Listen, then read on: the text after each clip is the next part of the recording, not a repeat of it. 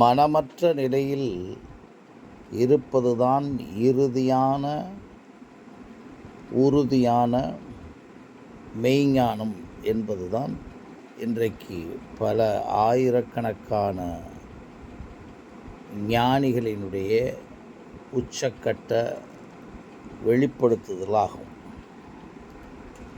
அது போதி தர்மராக இருந்தாலும் சரி, ரமணராக இருந்தாலும் சரி, சுவாமி விவேகானந்தராக இருந்தாலும் சரி, வேதாந்தங்களாக இருந்தாலும் சரி,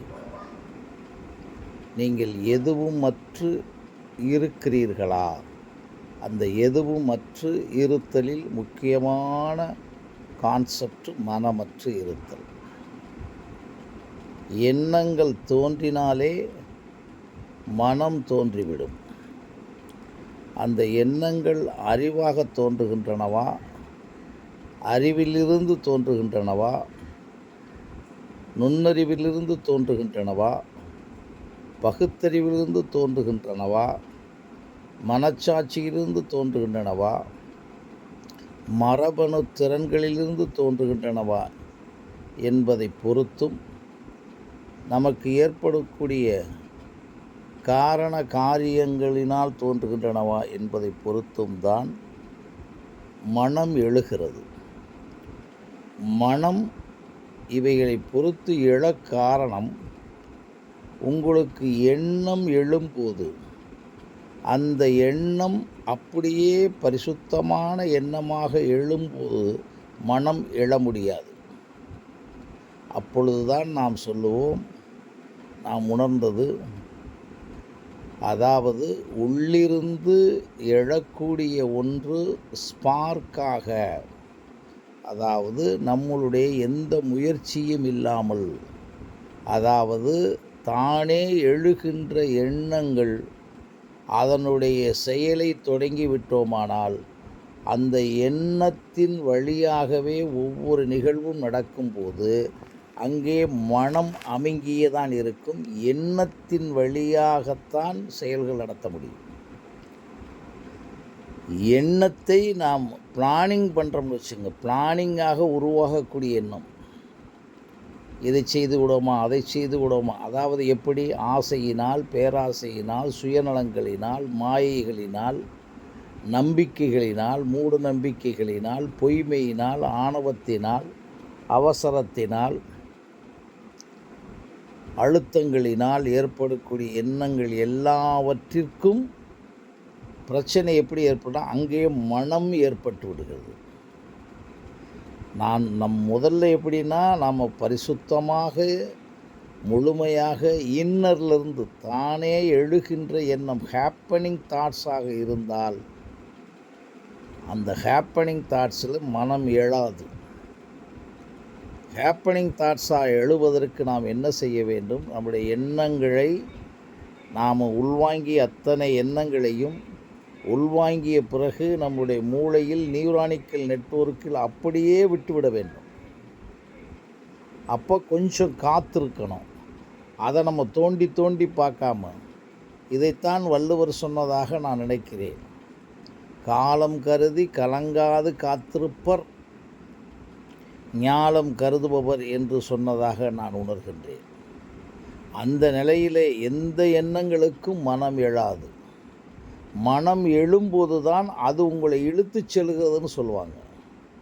மனமே எழாமல் எண்ணத்தின் வழியாக, அதாவது அறிவின் வழியாக, அதாவது தானே எழுந்த ஸ்பார்க்கில் மின்னல் போன்று எழுந்த, அதாவது அகவழியாக எழுந்த, அதாவது ஆத்மாவின் மூலம் எழுந்த, ஆத்மா என்றால் எதுவுமற்ற நிலையிலிருந்து எழுந்த இந்த எண்ணங்களுக்கு மனமே இருக்காது என்பது என்னுடைய சின்ன கருத்து.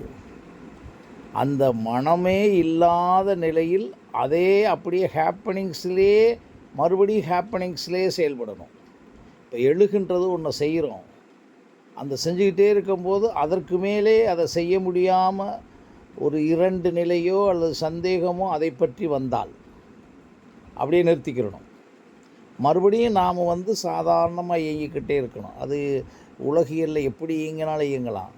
ஆனால் அந்த எழுகின்ற எண்ணத்துக்காக நாம் செயல்படுகிறோமே, அதில் நம்ம மறுபடியும் காம்ப்ரமைஸ் பண்ணக்கூடாது, அல்லது ஏதாச்சும் ஒரு சின்ன சமாதானம் பண்ணிடக்கூடாது. நான் ஏற்கனவே சொன்னக்கூடிய நெகட்டிவ் சைடுகளை வந்துடக்கூடாது.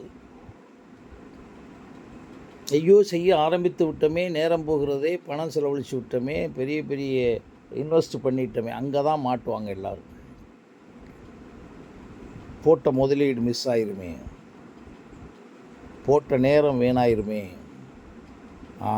அந்த அங்கே தான் அவசரப்படுறோம், அழுத்தப்படுறோம், அதில் அவசியப்படுத்துவோம் நம்மளே. இந்த கான்செப்ட்லாம் மிஸ் ஆகும். அப்படியே ஸ்டாப் பண்ணி அப்படியே வண்டி போய்கிட்டு இருக்கும்போது திடீர்னு வண்டி நின்றுது, மறுபடியும் ஒரு தடவை ஸ்டார்ட் பண்ணி பார்க்குறோம், லேட் ஆகுது. அப்படியே நிறுத்திட்டு கொஞ்ச நேரம் அல்லது சில மணி நேரங்கள் நாம் வெயிட் பண்ணி இதில் என்ன இருக்குன்னு மறுபடியும் என்ஜினை போய் பார்க்குறது போதும் பதட்டமில்லாமல் போய் செய்வது மாதிரி அதன் வழியே பயணம் பண்ணத்துக்கு பழகணும். நின்றுச்சா ஸ்டாப். இந்த நின்ற உடனே ஒரு ஸ்பீடு கிடைக்கும், நம்ம அனாவசியப்படுவோம். அங்கே தான் மறுபடியும் மனம் எழுந்து விடும். அப்போ happenings and executing and happenings and executing and happenings and executing. ஹேப்பனிங்கில் செயல்படுத்துதல். வென் ஹேப்பன்ஸ் ஸ்டாப்ஸ், அந்த இடத்துல நாம் நிப்பாட்டிக்கிறணும். இது ஒரு டெஃபினிஷன் மாதிரி உங்களுக்கு வச்சுக்கலாம். அப்புறம் எதிர்காலத்தில் ஹேப்பனிங் தாட்ஸ்னால் என்ன, பிளானிங் தாட்ஸ்னால் என்ன, ஹேப்பனிங்க்கும் பிளானிங்க்கும் எங்கே சிக்கல் வருது, அந்த சிக்கல் வரும்போது எண்ணம் எப்போ எழுது, அந்த எண்ணம் எழும்போது எங்கே நம்ம மாட்டிக்கிறோம், அந்த எண்ணம் எழும்போது மனம் எப்போ எழுது, மனமும் எண்ணமும் அறிவும் கலந்து செய்வது வேறு, மனமே அற்று அறிவின் வழியாக செய்வது வேறு. அறிவின் வழியாக செய்து கொண்டிருக்கும் போதே மனம் எழுகிறது மாதிரி தெரிஞ்சுன்னா கட் பண்ணுறது வேறு. ஏன்னா அறிவின் வழியாக எழுந்த ஹேப்பனிங் வழியாக ஏற்பட்ட எண்ணங்களின் அறிவின் வழியாக செய்யும்போது மனம் எழும்போது தான் அங்கே உங்களுக்கு ஆசிலேஷன் வரும். ஆசிலேஷன் வருதுன்னா உங்களுடைய அந்த செயலே தியானமாகி செஞ்சுக்கிட்டு இருப்பீங்கல்ல, அங்கே ஸ்டக் ஆஃப் ஆயிரும். அப்போது நீங்கள் ரிலாக்ஸ் ஆவீங்க. ஆனால் அறிவின் வழியாக மனமற்ற நிலையில் செயல்பட்டுக்கிட்டு இருக்கும்போதே அங்கே நீங்கள் ஒவ்வொரு செயலுமே தியானமாயிரும். அந்த தியானத்தில் தான் உங்களுக்கு ஆல்ஃபாயிலேருந்து தீட்டாலேருந்து டெல்டா லெவலில் பிரெயினுக்கு ஃப்ரீக்குவன்சி போயிடும். இது ரொம்ப ரிஸ்க்கான விஷயம்னு நினைப்போம். ஆனால் ஒவ்வொரு தடவையும் செய்யும்போது ஒரு 6-8 மாதங்களில் ஒரு செயலை தொடங்கும்போது ஹேப்பனிங்ஸில் செய்கிறோமா பிளானிங்கில் செய்கிறோம்னு கண்டுபிடிச்சிட்டிங்கன்னா அப்புறம் எப்போவுமே உங்களுக்கு மனமற்று தான் செய்வீங்க. அந்த ஒவ்வொரு செயலுமே 100க்கு 200 மடங்கு தானாகவே ஒழுங்காக நடந்துடும். அதுக்கு இந்த உலகத்தில் யாருமே இலக்கணம் சொல்ல முடியாது. அப்படிப்பட்ட வந்தது தான் திருவள்ளுவர், திருக்குறள். அப்படி வந்த விஷயங்கள் தான் விஞ்ஞானங்கள். அழிக்க முடியாமல் 3 காலமும் நீக்கக்கூடிய விஷயங்கள்லாம் மனமற்ற நிலையில் ஹேப்பனிங்ஸாக வந்தது தான் என்பது என்னுடைய சின்ன கருத்து.